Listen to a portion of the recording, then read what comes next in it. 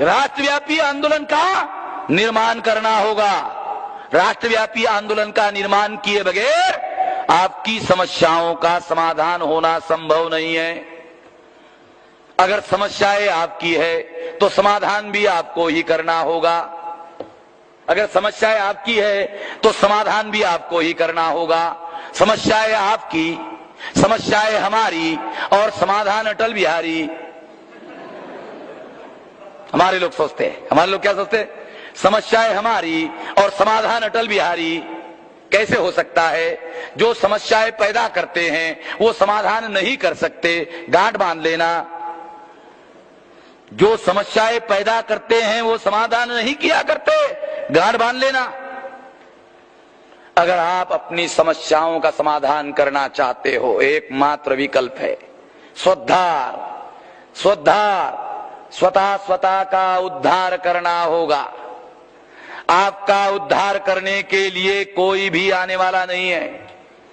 1848 को जब आपके उद्धार का कार्यक्रम ज्योतिराव ने शुरू किया, क्या उसके पहले भगवान नहीं थे? इस धरती पर भगवान नहीं थे, मगर आपका उद्धार करने के लिए भगवान आया नहीं। आपका उद्धार करने के लिए नहीं आया। जब छत्रपति शाहू महाराज ने आपके उद्धार का कार्यक्रम शुरू किया था, क्या भगवान नहीं थे? नहीं आया। 1916 को जब आपके उद्धार का कार्यक्रम बाबा साहब अम्बेडकर ने शुरू किया, क्या भगवान नहीं थे? तो फिर भगवान नहीं आया।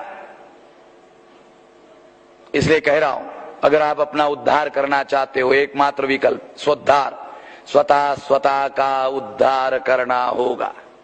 आपका उद्धार करने के लिए भगवान भी आने वाला नहीं है। भगवान ने गीता में लिख दिया, यदा यदा यधर्मस्य ग्लानिर्भवति भारत। भारत को ग्लानि आएगी, संकट आएगा तो आऊंगा। भगवान ने लिखा तो आऊंगा। भगवान ने लिखा, क्या लिखा? यदा यदा धर्मस्य ग्लानिर्भवति भारत। ग्लानि आएगी भारत में तो मैं भारत में आऊंगा। भगवान ने लिखा भारत में आऊंगा। हमारे लोग राह देख रहे कि कोई आएगा। 2000 साल से राह देख रहे, 2000 साल से वेटिंग कर रहे हैं। वेटिंग होना चाहिए, मगर साला 2000 साल से वेटिंग कर रहे, मगर कोई नहीं आ रहा है। भगवान ने गीता में लिख दिया था, क्या लिखा था? यदा यदा यधर्मस्य ग्लानिर्भवति भारत। भारत में आऊंगा। क्या लिखना चाहिए था भगवान ने? क्योंकि जो भगवान को मानने वाले लोग हैं वो क्या कहते हैं? भगवान कन कन में है, भगवान सर्वव्यापी है। अगर भगवान कन कन में है, भगवान सर्वव्यापी है, तो भगवान ने क्या लिखना चाहिए था? यदा यदा धर्मस्य ग्लानिर्भवति दुनिया। भगवान ने क्या लिखना चाहिए था? दुनिया लिखना चाहिए था। दुनिया के बजाय भगवान ने क्या लिखा? भारत। इसका मतलब है भगवान जब गीता लिख रहा था तब भगवान को जो भूगोल का ज्ञान था, यानी जब भगवान गीता लिख रहे थे तो उस समय भगवान को जो भूगोल का ज्ञान था, कितना था? तो भगवान को भूगोल का जो ज्ञान था कि इस धरती पर केवल भारत है और भारत के अलावा कुछ नहीं है। भगवान को भूगोल का ज्ञान केवल भारत पुरता था। अच्छा, भगवान को भूगोल का ज्ञान भारत पुरता ही क्यों था? क्योंकि वो भगवान था।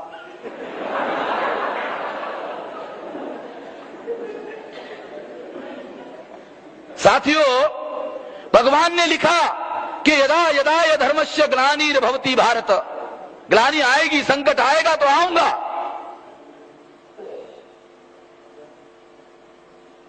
फिर आगे और लिखा,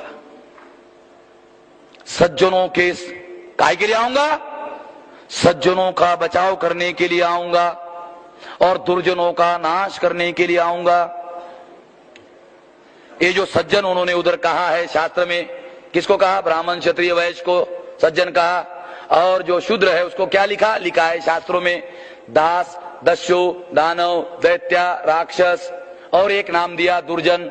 आपके पुरखों के जो बहुत सारे नाम हैं, शास्त्रों में एक नाम और है और वो नाम है दुर्जन। और गीता में दुर्जन शब्द लिखा है। क्या लिखा है? कि सज्जनों का बचाव करने के लिए आऊंगा और दुर्जनों का नाश करने के लिए आऊंगा। आपके पुरखों का एक नाम दुर्जन था। अगर आपके पुरखों का नाम दुर्जन था तो वर्तमान पीढ़ी के लोग, आप जो बैठे हुए हो, वो दुर्जनों की वर्तमान संतान हो। अगर भगवान टेम्भुर्नी में आया होगा तो वो पूछता होगा, अरे दुर्जन कहाँ गए, कहाँ गए, कहाँ गए? तो किसी ने बताया होगा भगवान को कि वामन मेश्राम की सभा वो वहां संकेत उधर चल रही है, हॉल में चल रही है, सारे दुर्जन इकट्ठा हो गए हैं। तो भगवान ने उनको कहा होगा, अच्छा हुआ, घर घर में जाने की जहमत उठानी नहीं पड़ेगी, सारा दुर्जन इकट्ठा मिलेगा, साफ कर दूंगा। इसका दो मतलब है। एक मतलब क्या है? एक मतलब अगर उद्धार करना चाहते हो तो उद्धार करने के लिए भगवान आने वाला नहीं है, अगर आया तो नाश करने के लिए आएगा। एक तो आने वाला नहीं है, दो बातें, एक तो आने वाला नहीं है और चलो आया तो आपका नाश करने के लिए आने वाला है, आपका उद्धार करने के लिए आने वाला नहीं है। दोनों बातें बता रहा हूं मैं आपको, मुझे कोई जरा डाउट नहीं रहना चाहिए। एक तो आने वाला नहीं है, अगर आया भी तो आपका उद्धार के लिए आने वाला नहीं है। अगर आपके उद्धार के लिए नहीं आने वाला है तो काहे के लिए आने वाला है? तो कहा दुर्जनों का नाश करने के लिए आऊंगा। पुराण पढ़ लेना, पुराणों में जितने अवतार हुए सारे के सारे अवतार आपके पुरखों की हत्या करने के लिए आए। इतिहास है, पढ़ लेना, लिखित है, काल्पनिक नहीं बता रहा हूं, लिखित है। और पुराणों में जितने अवतार हुए आपके पुरखों की उन्होंने हत्याएं की। इसलिए अगर आप अपना उद्धार करना चाहते हो, एकमात्र विकल्प है, जागना होगा। एकमात्र विकल्प है, जागना होगा, जगाना होगा। जागना होगा, जगाना होगा, 6000 जाति के टुकड़ों को जोड़ना होगा, जोड़कर शक्ति का निर्माण करना होगा। शक्ति का निर्माण करोगे तो आंदोलन का निर्माण होगा। आंदोलन का निर्माण करोगे, जन आंदोलन का निर्माण होगा, राष्ट्रव्यापी आंदोलन का निर्माण होगा। क्योंकि अगर आप आजादी हासिल करना चाहते हो, आजादी अगर हासिल करना चाहते हो, चुनाव लड़कर कभी दुनिया में किसी को आजादी मिली हो कोई उदाहरण नहीं है। दुनिया में अगर आजादी हासिल करना चाहते हो, चुनाव लड़कर दुनिया में कभी किसी को आजादी मिली कोई उदाहरण नहीं है। दूसरी बात, दुनिया में आजादी मांग कर नहीं मिलती है, क्योंकि मांगने से तो भीख नहीं मिलती, आजादी कहां से मिलेगी? मांगने से भीख नहीं मिलती, आजादी कहां से मिलेगी? चुनाव से आजादी मिलती नहीं है, मांगने से आजादी मिलती नहीं है। आजकल का जमाना गठबंधन का जमाना है। एक सोनिया का गठबंधन है, एक अटल बिहारी का गठबंधन है, और गठबंधन में बहुत सारे दल होते हैं। तो दल का जो प्रमुख होता है उसको कहना पड़ता है, भाई इलेक्शन मैनिफेस्टो में थोड़ा थोड़ा लाओ, मिनिमम लाओ। सब लोगों का मिनिमम लाते हैं और कॉमन मिनिमम बनाते हैं। तो गठबंधन में मिनिमम काम हो सकता है, मैक्सिमम काम नहीं हो सकता। आजादी मिनिमम में शामिल नहीं होती है, वो तो मैक्सिमम में शामिल होती है। इसलिए गठबंधन से भी आपकी आजादी का मसला हल होने वाला नहीं है। ये 3 तरीके हैं, 3 रास्ते हैं। एक चुनाव, इससे आपका मामला हल होने वाला नहीं है। मांगना, इससे भी आपका मामला हल होने वाला नहीं है। गठबंधन, इससे भी आपका मामला हल होने वाला नहीं है। अगर आपका मामला 3 तरीके से हल होने वाला नहीं है तो फिर आपके आजादी का मामला कैसे हल होगा? एकमात्र तरीका है, आंदोलन निर्माण करना पड़ेगा। अगर आपने 3 करोड़ लोगों से लेकर 15 करोड़ लोगों को मोबिलाइज किया तो आंदोलन नहीं रहेगा, आंदोलन जन आंदोलन में रूपांतरित हो जाएगा।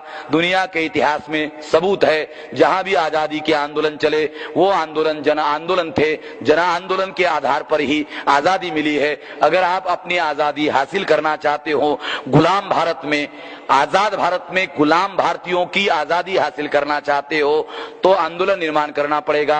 आंदोलन राष्ट्रव्यापी निर्माण करना पड़ेगा, आंदोलन जन आंदोलन बनाना पड़ेगा। ये जन आंदोलन निर्माण करोगे तो क्या होगा?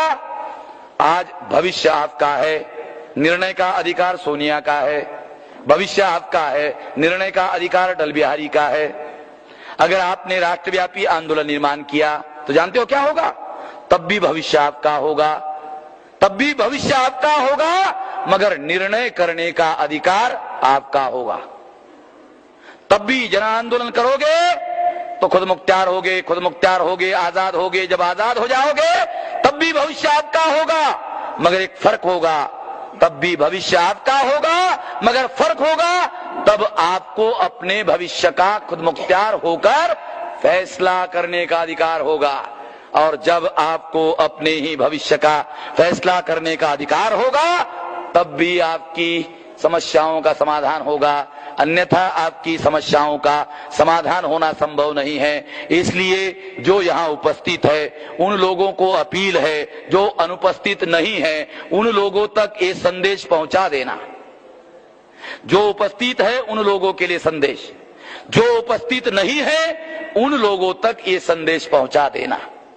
अगर ऐसा करोगे ये आंदोलन और ज्यादा बढ़ जाएगा, ये मामला और आसानी से हल होगा। ये करने का प्रयास करेंगे, इस आशा और विश्वास के साथ। आपने मेरी बात ध्यान से सुनी, इसके लिए आभार, धन्यवाद।